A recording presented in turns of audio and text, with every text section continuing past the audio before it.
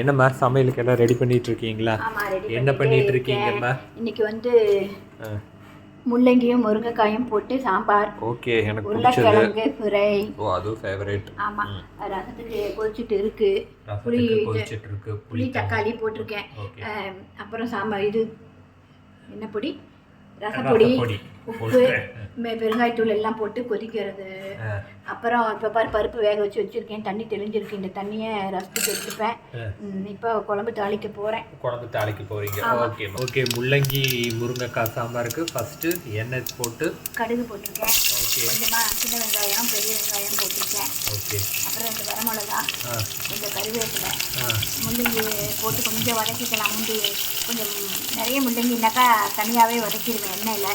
இது ஒன்றும் பெருசாக ஸ்மெல் இல்லை, அதனால் அப்படியே. இல்லைன்னா யூஸ்வலாக நீங்கள் வாசம் வராமல் இருக்கிறதுக்கு நெய்யில் வதக்குவீங்க இல்லையா? இப்போது இப்படியே போட்டுடுறீங்க. அதோட இப்போ வர முள்ளங்கிக்கெல்லாம் வாசமே இல்லை.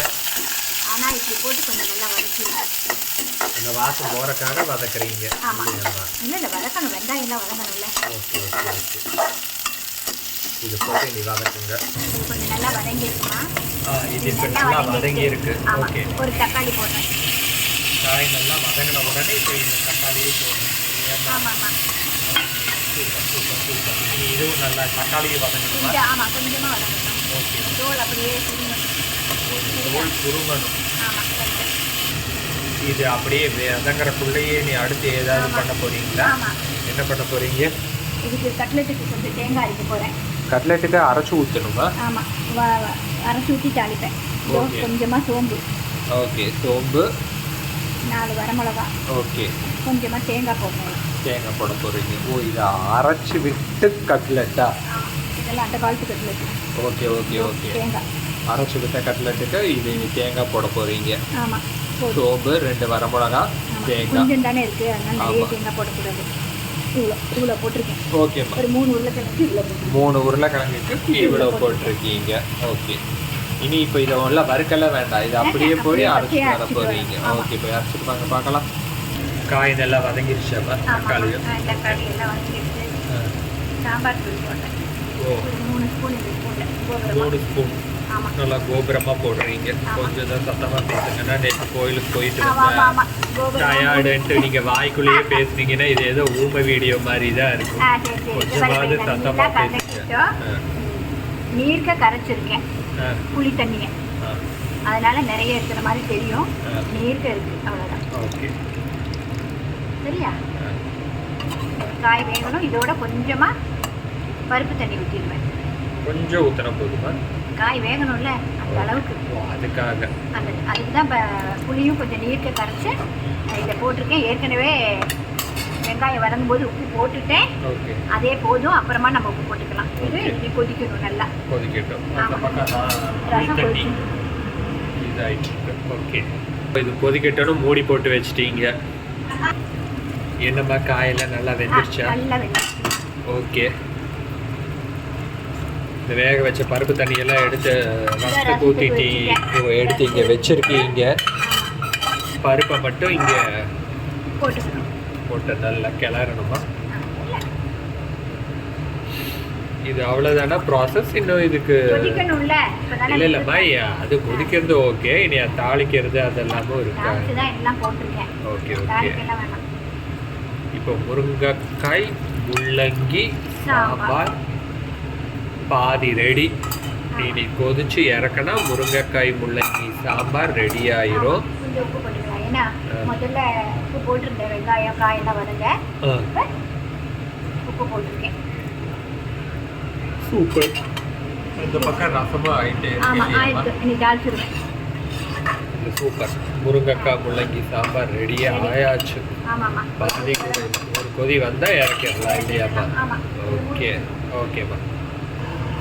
இன்னும் இது கொதிக்கிற சைடு கேப்பில் ரசம் ஆகிட்டே இருக்கு இல்லையாம்மா? ஓ, இன்னும் தாளிக்கணும்.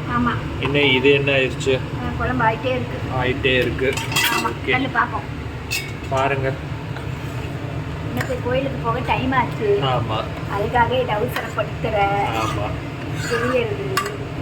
வீடியோ எடுத்துட்டு ஓடணும். ஆமாம். குழம்பு ஆயிடுச்சா இன்னும் வெயிட் பண்ணணுமா? நெய் விடுறேன் குழம்புக்கா? குழம்பு இறக்கும்போது எதுக்கு இந்த நெய் விடுறது? குழம்புக்கு எப்போ பார்த்தாலும் இது குழம்புன்னா சாம்பார் எல்லாம் வைக்கும்போது இறக்கும்போது கொஞ்சம் நெய் விட்டா நல்லா டேஸ்டா இருக்கும். கொஞ்சம் கேமராக்கு காமிச்சா தெரியும் எத்தனை ஸ்பூன் நெய் விடுறீங்க. ஒரே ஸ்பூன் தான் விட்டேன், ஒரு ஸ்பூன் விட்டுருக்கேன் பாரு, நேரம் தெரியுது பாரு. கேமராக்கு தெரிகிற மாதிரி போடுங்க. டக்கு டக்குன்னு இதெல்லாம் போட்டுருக்கேன்னா அது கொஞ்சம் நல்லா இருக்கும். நெய் விட்டு நம்ம இறக்கணும். நெய் விட்டு சாப்பிட்றது இல்லைல்ல, அதனால நம்ம இப்படி விட்டுக்கிட்டா சாம்பாருக்கெல்லாம் இப்படி நெய் விட்டு இறக்கி நீங்களும் சாப்பிட்டு பாருங்க. நல்லா இருக்குங்க, டேஸ்டாகவும் இருக்கும். ஓகே, நெய் உருகியாச்சு இல்லையா? ஆமாம்மா, இது உருக்குறேன். ஓகே, கொத்தமல்லி ஏற்கனவே போட்டே வச்சாச்சு ரெடியா. இப்படி பண்ணி தான் என்னோட ஃபோனில் ஃபுல்லாக ஆவி அடிக்குது. ரெடி இப்போ. ஓகே, சாம்பார் முடிச்சாலும் ரசம் தாளிப்புக்காக வெயிட்டிங்கில் இருக்கு. ரசம் தாளிக்க போறீங்களா இப்போ? ஓகே, நெய்யிலே தாளிச்சிருவோம் இப்போவும். அப்பதான் கொஞ்சம் நெய் விட்டு சாப்பிடும்போது சூப்பராக இருக்கும். அதுக்காக தான் முதல்ல தாளிச்சிடுறது. நெய் விடாதவங்க இப்படி தாளிச்சுட்டு அப்படியே என்ன மாதிரி நெய் விடாமல் இருக்கிறவங்க தெரியாமையே கம்மன்னு சாப்பிட்டுக்கலாம்னு இது பண்ணிக்கிறது. ஆமாம், எனக்கு இதுலேயும் இப்படி விட்டுறீங்க, எனக்கே தெரியாமல் என்னை நெய் சாப்பிட வச்சிடுறீங்க. ஓகே, நல்லது. ஓகே, இப்போ இது தாளிக்கிறீங்க. கடுகு, சீரகம், வரமிளகாய், ஒரே ஒரு கருவேப்பிலை விழுந்துருச்சு.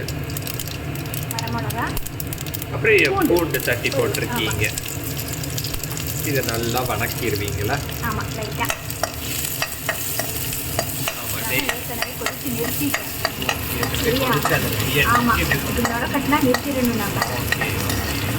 அதுக்கு மேலே இப்போ இதை தாளிச்சு கொட்டிட்டீங்கன்னா ரசம் ரெடி. நல்லா நெய் கமக்க ரெடியாக இருக்கும் வாசத்தோட. நீங்களும் இந்த மாதிரி நெய் விட்டு தாளிச்சு பாருங்க. சாம்பாருக்கும் அதே மாதிரி இல்லையாமா? சாம்பார் கொதிக்கும் போது கடைசியாக இறக்கும் போது ஒரு ஸ்பூன் விட்டு ஒரு கொதியை விட்டு இறக்குங்க, சூப்பராக இருக்கும். நெய் ரசம் நெய்யும் தாளிக்கும் போதே நெய் விட்டுக்கணும். ஆமாம்மா, ஆமாம். இதோ சாம்பாரும் ரெடி, இப்போ ரசமும் ரெடி. அடுத்து கட்லெட்டுக்காக வெயிட்டிங். அடுத்து அரைச்சி விட்ட கட்லெட்டுக்கு எண்ணெய் போட்டிருக்கீங்க. எண்ணெயில் சீரகம், கடுகு, ஓகே. ஓ, அரைச்சி வச்சதை போட போறீங்க. தேங்காய், வரமிளகாய், சோம்பு அவ்வளோதான் போட்டுருக்கேன். நம்ம 2 பூண்டு போட்டுக்கலாம். என்னென்னா போட்டுக்கலாம். இந்த தடவை இங்கே போடல. இப்போ நீங்கள் ஓகே ஓகே ஓகே பூண்டு போட்டுக்கோங்க, நல்லா இருக்கும். பூண்டு போட்டால் நல்லா இருக்கும். அடுத்த டைம் பூண்டு. ஓகே ஓகே, வெறுமனை அப்படியே போட்டுக்கு அரைச்சி. ஆமாம், இது வறுக்கக்கூடாது. இப்போ இதை போட்டு நல்லா வதக்கணுமா? ஆமாம், லைட்டாக. ஓகே ஓகே, இப்போ என்ன பண்ணணுமா? மஞ்சள் போடுவேன். மஞ்சத்தூள், உப்பு. ஓகே, கொஞ்சமாக தேங்காய்க்கும் உருளைக்கிழங்கு வேகும் போதே நான் உப்பு போட்டிருக்கேன். ஓகே, தேங்காய்க்காகவும் மேல் இதுக்காகவும் மட்டும். இந்த கொஜ்ஜுக்காக கொஞ்சம் உப்பு போட்டிருக்கீங்க. ஏற்கனவே உருளைக்கிழங்கு வேக வைக்கும் போதே உப்பு போட்டதுனால். ஓகே ஓகே ஓகே, இது நல்லா இனி வதங்கிட்டே இருக்கட்டும். ஓகே, இனி அதுக்குள்ளே உருளைக்கிழங்கு எடுத்துகிட்டு வர போயிருக்காங்கன்னு நினைக்கிறேன் அம்மா. எடுத்துகிட்டு வந்தாச்சா? உருளைக்கிழங்கு வாசமும் சூப்பராக இருக்குது. கமன்னு அரைத்து விட்ட உருளைக்கிழங்கு கட்லெட். அரைச்சி விட்ட கட்லெட். ஓ, கட்லெட்டுனாலே அரைச்சி தான் விடுவாங்களாம், தெரியல, அதனால கேட்டேன் நான். இந்த உப்பு கல்லுப்பு போட்டதுனால வணங்குறேன், இல்லைன்னா உடனே போட்டுடலாம். ஓகே ஓகே, அதுக்காக. இப்படி டைம் வேஸ்ட் பண்ணாமல் இருக்கணும்னா கல்லுப்பு போடாமல் சால்ட்டை போட்டுக்கலாம், பவுடர் சால்ட்டை போட்டுக்கலாம் நாம. ஆமாம், அதெல்லாம் தட்டி பார்க்குறேன், எல்லாம் கரைஞ்சிருச்சா. தட்டிட்டே அப்படியே உருளைக்கிழங்கு போட்டாச்சு. இந்த அரைச்சி விடாமல் கட்லெட் பண்ண முடியாதா? அரைச்சி விட்டால் தான் கட்லெட்டு. ஓகே அரைச்சி விடாத பண்ணால் பொரியல்.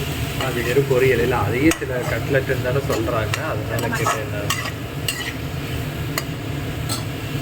அப்படியே கலர் சேஞ்ச் ஆகுது. இதில் மீதி இருக்கிற தண்ணியை ஊற்றிடுறீங்க. இதோ உருளைக்கிழங்கு கட்லெட்டும்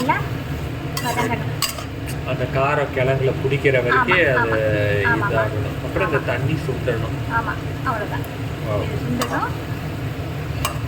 அரைத்து விட்ட உருளைக்கிழங்கு கட்லெட் பாருங்க, கிடுகிடு ஓகே. சாரி, அதையும் திரும்ப திரும்ப சொல்லிட்டு இருக்கேன் நான். கட்லெட் ரெடி ஆயிட்டே இருக்கு. இனி கட்லெட் ரெடி ஆகி முடிச்ச உடனே என்ன பண்ண போறீங்கம்மா? அதுவும் இதை வித்தியாசமா பண்ண போறீங்களா? சாதாரண ஓகே ஓகே ஓகே ஓகே. அது அப்போ சொல்லிக்குவோம், இப்போவே அது வேண்டாம். இல்லை, அந்த கேரட்ல பாட்டி ஸ்டைல் ஒன்று இருக்கே, அந்த மாதிரி ஏதாவது பண்ண போறீங்களா? ஓகே. ஏன்னா எங்கள் பாட்டி ஸ்டைலில் இந்த கேரட் பண்ணிங்கன்னா கேரட் சாப்பிடாதவங்க நாங்களாம், எனக்குலாம் கேரட்டே பிடிக்காது. இருந்தாலும் பாட்டி பண்ண கேரட் பார்க்கும்போது சூப்பராக பண்ணாங்கன்னா சூப்பராக சாப்பிடுவேன். அந்த ஸ்டைலில் தான் பண்ண போகிறாங்கன்னு நினைக்கிறேன், பார்ப்போம். இது அரைச்சி விட்ட உருளைக்கிழங்கு ரெடி ஆகிட்டே இருக்குது. கட்லெட் ஓ நல்லா சுத்தமாக ட்ரை ஆகிடுச்சு இல்லைம்மா?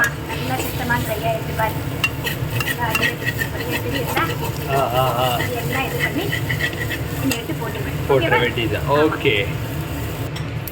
ஸோ இன்றைக்கி லஞ்சோட ஃபைனல் டச்சாக கேரட் பொரியல் பண்ணுறதுக்கு எண்ணெய், கடுகு, கடலைப்பருப்பு கரெக்டாக பார்த்தீங்களா? இது பண்ணுறோம். வந்துட்டேம்மா. எண்ணெய் விட்டு கடுகு போட்டு கடலைப்பருப்பு போட்டு பச்சை மிளகாய் கருவேப்பிலை போட்டிருக்கேன். அதுக்கப்புறம் என்ன போட்டிருக்கேன்னாக்கா கொஞ்சம் வதங்கட்டும். 3 பூண்டு, இவ்வளோ பெரிய பட்டை, ஒரு 3 கிராம்பு எல்லாத்தையும் நல்லா பொடிச்சு இதில் நல்லா பொடிச்சு அதையும் உள்ளே போட்டு நல்லா வதக்கிருக்கீங்க. ஆமாம், கமகமாக வாசமாக நல்லா இருக்கும். குழந்தைங்களும் சாப்பிடுவாங்க. கேரட் பொரியல் சாப்பிடாதவங்க கூட சாப்பிடுவாங்க. Very good. நீங்களே இதே கேரட் பொரியல் பண்ணுங்கள். இது இப்போ நல்லா வதங்கினதுக்கு அப்புறமேல ஏற்கனவே வேக வச்ச கேரட்டை உள்ளே போட போகிறாங்க. வாசம் பாருங்கள், இப்போவே தூக்குது எனக்கு. ஆமாம், கமகமாக இருக்கும். பட்டை, கிராம்பு இதெல்லாம் போட்டு நல்லா ஒரு பெரட்டி எடுத்தால் போதும் இல்லைம்மா? ஏன்னா ஏற்கனவே கேரட் நல்லா வெந்ததுனால. முதல்ல வேக போட்டுட்டேன். ஆமாம். ஃபைனலாக எனக்கு பிடிக்காத ஒன்று போட போகிறாங்க, கேரட். சாரி, தேங்காவை எனக்கும் தேங்காய்க்கு வாழாச்சு. தேங்காய் போடாமல் பண்ணுங்கன்னு கேட்க மாட்டாங்க. இன்னைக்கு 2 பக்கமுமே இந்த கட்லெட்டுக்கு தேங்காயை அரைச்சி விட்டுருக்காங்க, இதுக்கும் இது பண்ணியிருக்காங்க. ஓகே. அதான் எப்போது தேங்காய் போட்டால் நீங்கள் தான் இது பண்ணிடுவீங்க இல்லையா? சுவையான கேரட் பொரியலும் ரெடி. அரிசி மட்டும் இன்னும் ஆகணும், இன்னும் சத்தம் போடல. ஓகே, என்னென்ன பத்திக்கு பண்ணியிருக்காங்கன்னு பார்த்துருவோம். கேரட் பொரியல் ரெடி. இதே மாதிரி கேரட் பொரியல் பண்ணி பாருங்கள். கேரட் பிடிக்காதவங்க கூட சாப்பிடுவாங்க. அவ்வளோதானம்மா. இனி அரிசிக்காக வெயிட் பண்ணுறோம். எல்லாம் ப்ரிப்பேர் பண்ணி முடிச்சாச்சு. என்ன பண்ணியிருக்கோங்கிறத பார்ப்போம். சாதம், சாதம், அப்புறம் முருங்கைக்காய் முள்ளங்கி போட்ட சாம்பார். இதில் மறந்துடாதீங்க, இந்த சாம்பார் கொதிச்சு இறக்கும்போது ஒரு ஸ்பூன் நெய் ஊற்றி இறக்குங்க, நல்லாயிருக்கும். இல்லையாம்மா? அதான் அம்மா டிப்ஸ். அப்புறம் ரசம் தாளிக்கும் போது நெய் ஊற்றி தாளிங்க, அது சூப்பராக இருக்குது. இது அம்மாவோட டிப்ஸ். அப்புறம் உருளைக்கிழங்கு கட்லெட். அதாவது நான் என்ன சொல்லுவேன்னா, இது அரைத்து விட்ட உருளைக்கிழங்கு கட்லெட். அம்மா அரைச்சி தான் விடுவாங்கன்னா ஓகே, இது யூடியூபுக்கு அப்படி சொல்லணும். அதுக்கப்புறம் தயிர், அப்புறம் பொரியல், கேரட் பொரியல். இதை எப்படி சொன்னாங்களோ அதே மாதிரி பண்ணி பாருங்க. ஆமா, எல்லா கேரட் வேண்டாங்கிறவங்களுக்கும் வாங்கி சாப்பிடுவாங்க. கண்டிப்பாக சாப்பிடுவாங்க. சாப்பிட்டு முடிச்சதுக்கு அப்புறம் சாப்பிட ஸ்வீட். ஓகே, இதுதான் இன்னைக்கு நம்ம வீட்டு லஞ்சு. இதே மாதிரி இப்போ நம்ம கொடுத்த டிப்ஸில் சாம்பார், ரசம், பொரியல் எல்லாம் பண்ணுங்க. பண்ணி பார்த்துட்டு கமெண்ட் பண்ணுங்க. நம்ம சேனலை சப்ஸ்கிரைப் பண்ணி சப்போர்ட் பண்ணுங்க ப்ளீஸ். அப்புறம் நம்ம வீடியோவை லைக் பண்ணுங்க. நிறைய பேர் பார்க்குறீங்க, லைக் பண்ணுறதில்ல. லைக் பண்ணுங்க, ஷேர் பண்ணுங்க. இன்னொரு வீடியோவில் பார்க்கலாம். Bye.